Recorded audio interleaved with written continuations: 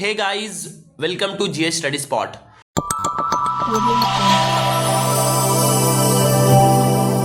Audio Jungle. जैसा कि आप लोग देख पा रहे हो कि we have taken an initiative जिसके जरिए हम लोग हायर सेकेंडरी और माध्यमिक एग्जाम 2025 में अपेयर होने वाले स्टूडेंट्स के लिए डिफरेंट तरीके से हेल्प प्रोवाइड कर रहे हैं। इससे पहले वाले कई सारे वीडियोस के जरिए हम लोगों ने हायर सेकेंडरी और माध्यमिक एग्जाम 2025 में अपेयर होने वाले स्टूडेंट्स के लिए डिफरेंट तरीके से हेल्प प्रोवाइड किया, जिसमें हम लोगों ने दरअसल chapter wise theme discussion, chapter wise quick revision, previous year question analysis जिसे काउंसिल ने उस चैप्टर से अब तक पूछा है उसे हम लोगों ने डिटेल में देखा, मार्क्स पैटर्न को डिस्कस किया और इन तमाम चीज़ों के डिस्कस करते हुए दरअसल आपके एग्जाम 2025 में उस सब्जेक्ट में उस चैप्टर से काउंसिल कौन से क्वेश्चंस पूछेगा उसे हम लोगों ने साबित भी कर दिया।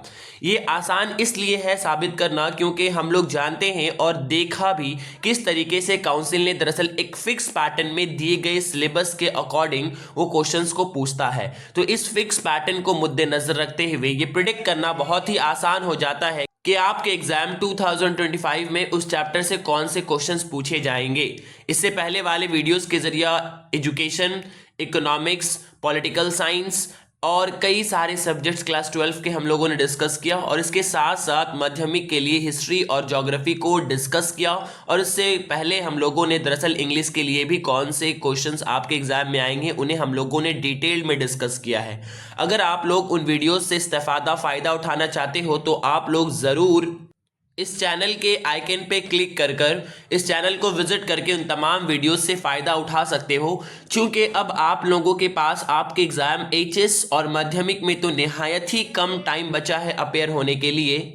तो इसी कम टाइम की नज़ाकत को देखते हुए आप लोगों को आपके सब्जेक्ट्स में कौन से जोन में ज़्यादा फोकस करना है, कौन से क्वेश्चंस को करोगे तो आपके एग्जाम में उन क्वेश्चन से आपको क्वेश्चंस देखने को मिल जाएंगे।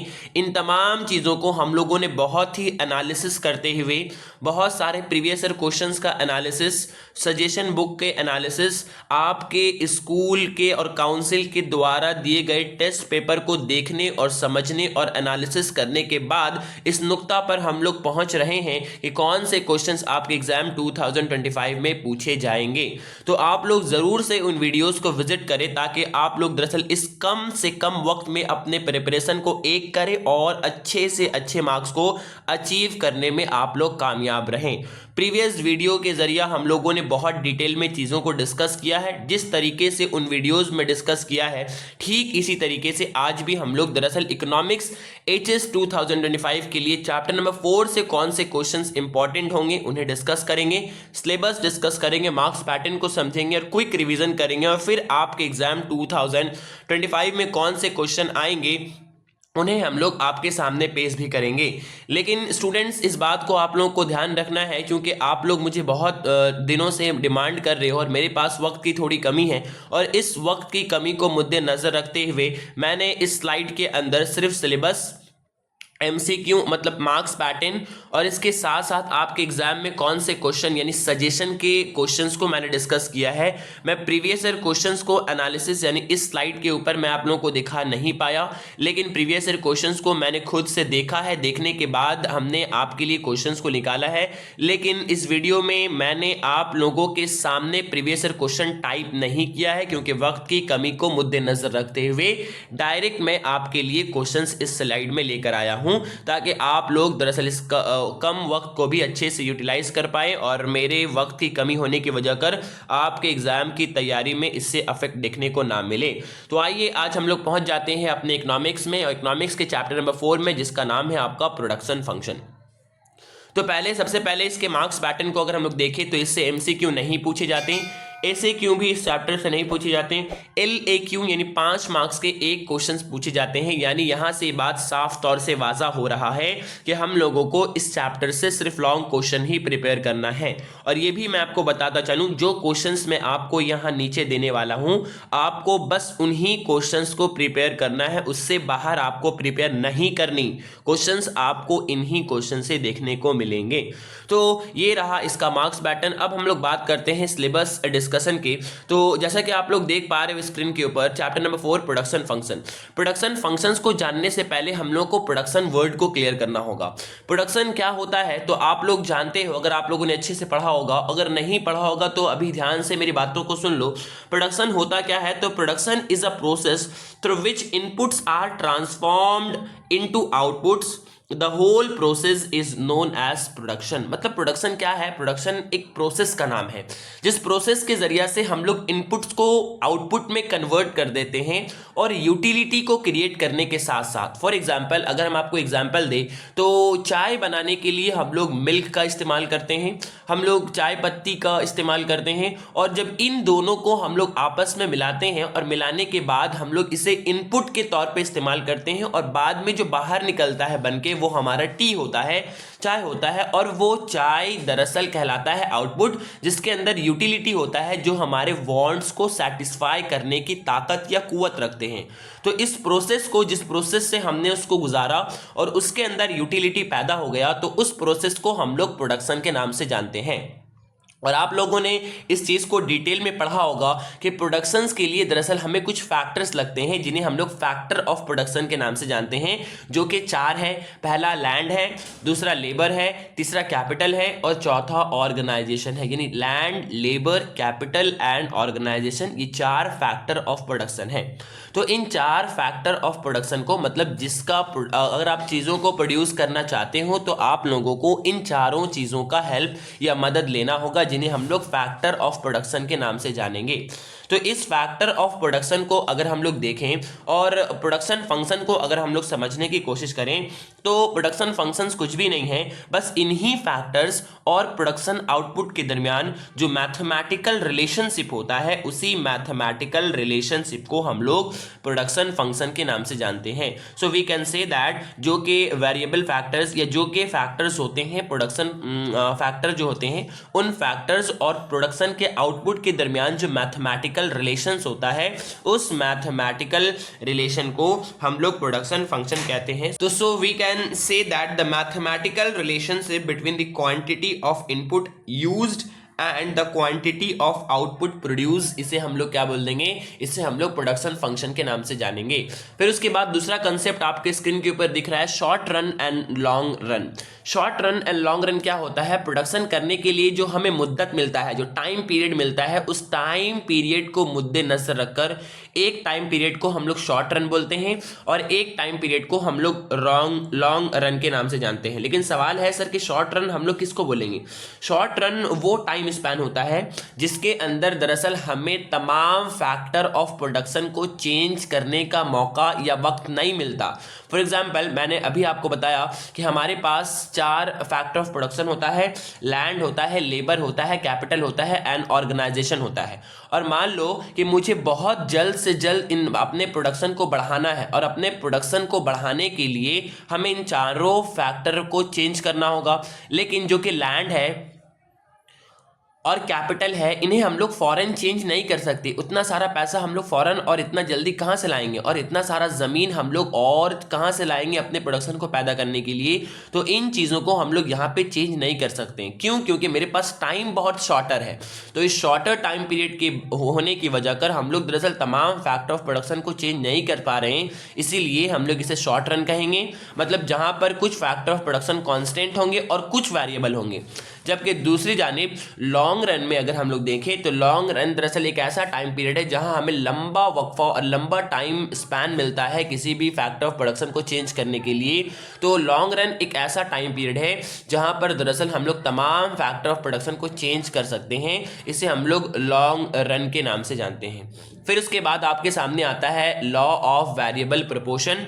इस लॉ ऑफ वेरिएबल प्रोपोर्शन को अगर आप लोग ध्यान से समझने की कोशिश करें तो हम लोग दरअसल यूं कह सकते हैं कि the law of variable production states that as we go on increasing the use of the variable factors, the fixed factor remaining fixed, the TP यानी total product firstly increases at the increasing rate, then increases at the decreasing rate and then finally decreases। तो ये law of variable proportion या production ये कहता है, law of variable proportion ये कहता है कि मान लीजिए आप शॉर्ट रन टाइम पीरियड में हो और इस शॉर्ट रन टाइम पीरियड में कुछ चीज़ें आपके पास फिक्स्ड होती हैं और कुछ चीज़ें आपके पास वेरिएबल होती हैं। तो लॉ ऑफ वेरिएबल प्रोपोर्शन ये कहता है कि इस फिक्स चीज़ों को रिमेन फिक्स करके, मतलब फिक्स चीज़ों को फिक्स रखकर ही जो आपके पास वेरिएबल चीज़ें हैं उनमें तब्दीली लाने की वजह कर टोटल प्रोडक्ट में पहले इंक्रीजिंग रेट से इंक्रीज होता है, फिर डिक्रीजिंग रेट से इंक्रीज होता है एंड देन फाइनली ये डिक्रीज करना शुरू कर देती हैं। ये है लॉ ऑफ वेरिएबल प्रोपोर्शन। दूसरा आता है आपका रिटर्न्स टू स्केल। और अगर आप इस रिटर्न्स टू स्केल को समझना चाहो तो पहले इस वर्ड को आपको क्लियर करना होगा कि हम लोग रिटर्न्स टू स्केल या चेंज ऑफ स्केल किसको बोलते हैं। तो चेंज ऑफ स्केल को हम लोग इस तरीके से डिफाइन कर सकते हैं, if all the factors of productions are changed in the same proportion it is called change of scale. मतलब जितने भी फैक्टर ऑफ प्रोडक्शन है आपके सामने, चूंकि लॉन्ग रन है तो तमाम वेरिएबल होंगे, मैंने अभी आपको बताया है, तो उस लॉन्ग रन के अंदर तमाम फैक्टर ऑफ प्रोडक्शन वेरिएबल होते हैं और अगर तमाम को आप सेम प्रोपोर्शन में चेंज करोगे, सेम हिसाब से, मतलब सेम तरीके से अगर चेंज करते हो, सेम प्रोपोर्शन से अगर आप चेंज करते हो तो उसे हम लोग चेंज ऑफ स्केल बोलेंगे। और चेंज ऑफ स्केल में होने की वजह कर the change in production due to change of scale is called returns to scale. यानी चेंज ऑफ स्केल होने की वजह कर आपके प्रोडक्शन में जो आपको चेंजेस देखने को मिलता है उसे हम लोग रिटर्न्स टू स्केल के नाम से जानते हैं। और ये रिटर्न्स टू स्केल तीन टाइप के होते हैं। पहला इंक्रीजिंग रिटर्न्स टू स्केल, दूसरा कांस्टेंट रिटर्न्स टू स्केल, तीसरा डिक्रीजिंग रिटर्न्स टू स्केल। इसे अगर आप लोग और एक्सप्लेनेशन में डायग्राम के साथ, शेड्यूल के साथ अच्छे से एक्सप्लेन करवाना चाहते हो तो आप लोग मुझे कमेंट कर सकते हो, जिसके लिए मैं आपके लिए एक सेपरेट वीडियो ला सकता हूं जिसमें आपको चीज़ें पानी पानी के तरीके से समझ में आ जाएंगी। नेक्स्ट आता है आपका इकोनॉमीज एंड डिसइकोनॉमीज ऑफ स्केल। जब चीज़ों को बल्क में प्रोड्यूस किया जाने लगता है तो उससे कुछ एडवांटेजेस होती हैं, तो उसे हम लोग इकोनॉमीज ऑफ स्केल कहते हैं। और बाज़ औक़ात उससे लॉसेस भी होना पड़ जाता है, जब एक एस्पेक्ट्स के बाहर प्रोडक्शन चल जाता है तो उससे कुछ लॉसेस होता है, तो उसे हम लोग डिस इकोनॉमीज ऑफ स्केल के नाम से जानते हैं। नेक्स्ट आपके ऊपर स्क्रीन के ऊपर और एक कंसेप्ट दिखता होगा, कुछ average product, total product, marginal product and it's curve के बारे और इसके रिलेशंस के बारे। तो ये भी एक इंपॉर्टेंट कंसेप्ट है जिसे आप लोग अच्छे से देख लेना। जैसे टोटल प्रोडक्ट की अगर हम लोग बात करें तो हम लोग टोटल प्रोडक्ट को इस तरीके से डिफाइन कर सकते हैं, the total quantity of output produce by using a particular units of a variable factor is called total product। चूंकि total product, variable product, average product का कंसेप्ट दरअसल हमारे पास शॉर्ट रन में आता है, इसीलिए शॉर्ट रन में हम लोगों ने आपको क्या बोला यहाँ पर इसका डिफाइनेशन में कि total quantity of output produce by using a particular unit of a variable factor. यानी वेरिएबल फैक्टर जो, चूंकि फिक्स फैक्टर तो ऑलरेडी फिक्स्ड है, लेकिन जो वेरिएबल फैक्टर है उस वेरिएबल फैक्टर के एक पर्टिकुलर यूनिट को प्रोड्यूस इस्तेमाल करने के बाद जो हमारे पास प्रोडक्शन होता है उसे हम लोग टोटल प्रोडक्शन कहते हैं। नेक्स्ट आता है एवरेज प्रोडक्शन।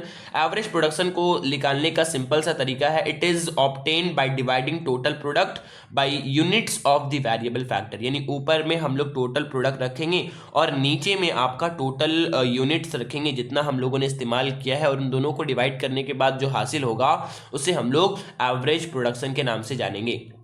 नेक्स्ट आता है आपका मार्जिनल प्रोडक्ट। मार्जिनल प्रोडक्ट का मतलब होता है जो भी आप चीज़ों को पैदा कर रहे हो और उसको पैदा करने के लिए जो भी इनपुट्स का आप इस्तेमाल कर रहे हो, तो एक एक्स्ट्रा इनपुट के इस्तेमाल करने की वजह कर आपके टोटल आउटपुट में जो चेंज देखने को मिलता है उसे हम लोग मार्जिनल प्रोडक्ट के नाम से जानते हैं। तो हम लोग कह सकते हैं marginal product is equal to change of total product divided by change in unit या चेंज इन टोटल आउटपुट। और उसके बाद इन तीनों के दरमियान रिलेशन होता है, ये रिलेशन काफ़ी ज़्यादा इंपॉर्टेंट है। पहला अगर हम लोग तीन इसके दरमियान रिलेशन होता है, relations between average product and marginal product, फिर उसके बाद आपका relations between total product and marginal product आएगा। ये रिलेशन बहुत ही इंपॉर्टेंट है, अगर इसको अच्छे से समझना है तो आप मुझे कमेंट कर सकते हो ताकि इसके लिए आपको डायग्राम के साथ चीज़ों को समझाया जा सके। तो इन चीज़ों को देखते हुए और एनालाइज करते हुए previous year question and test paper and suggestions book को देखते हुए आपके एग्जाम में कौन से क्वेश्चंस आपके एग्जाम पेपर में देखने को मिलेंगे, उन बातों को आप लोग इजीली प्रिडिक्ट कर सकते हो। जैसा कि स्क्रीन के ऊपर आपको चार क्वेश्चंस दिए गए हैं। इन 4 क्वेश्चंस को अगर आप अच्छे से प्रिपेयर कर लेते हो then question will not go out of the window. Question इसके बाहर आपको देखने को नहीं मिलेंगे। पहला question, explain the concept of economies of scale, internal and external economies of scale in large scale production. मतलब आपको एक इकोनॉमिक्स ऑफ स्केल को डिस्कस करना है। बहुत लंबा आंसर होता है, इसको आपको शॉर्टली डिस्कस करना है। Next number 2, explain the short run law of variable proportion in the process of production. इसे अच्छे से लिखना है डायग्राम वगैरह के साथ, डायग्राम इसमें बहुत इंपॉर्टेंट होता है। Next number 3, explain the difference between the short run and long run production function. And number 4, explain the relation between TP, AP and MP with the help of diagram. जैसा कि मैंने आपको बताया था, तो ये 4 क्वेश्चन अगर आप अच्छे से कर लेते हो, वेल प्रिपेयर्ड, याद रहे क्वेश्चंस को रटा नहीं जा सकता। इकोनॉमिक्स एक ऐसा सब्जेक्ट है जिसमें आप चीजों को रट नहीं सकते हो, यहां चीजों को अंडरस्टैंड करना होगा। और अगर आप समझ लेते हो देन आप इजीली जाकर एग्जाम हॉल में कॉम्प्रिहेंसिव वे में चीजों को एक्सप्लेन कर पाओगे बिना किसी प्रेशर के।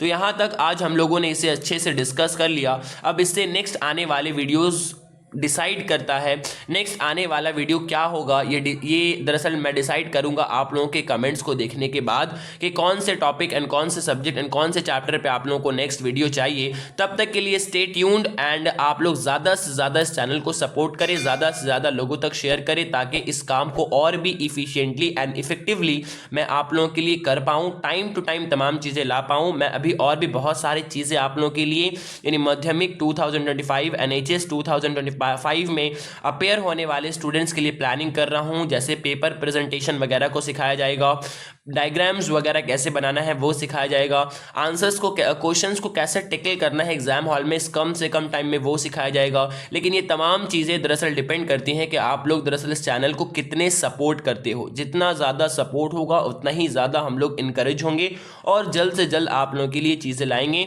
तो स्टे ट्यून्ड एंड तमाम लोगों के दरमियान इसे शेयर कर दीजिए एंड जो भी बातें मैंने बताई हैं उसे आप लोग स्ट्रिक्टली फॉलो करें और इस तरीके से आप लोग अपने एग्जाम में इन्हांस और अच्छे से अच्छे मार्क्स को अचीव करने में कामयाब हो जाएंगे इंशाल्लाह। आज के लिए इतना ही, फिर हम लोग मिलते हैं नेक्स्ट वीडियो में। Thanks for watching.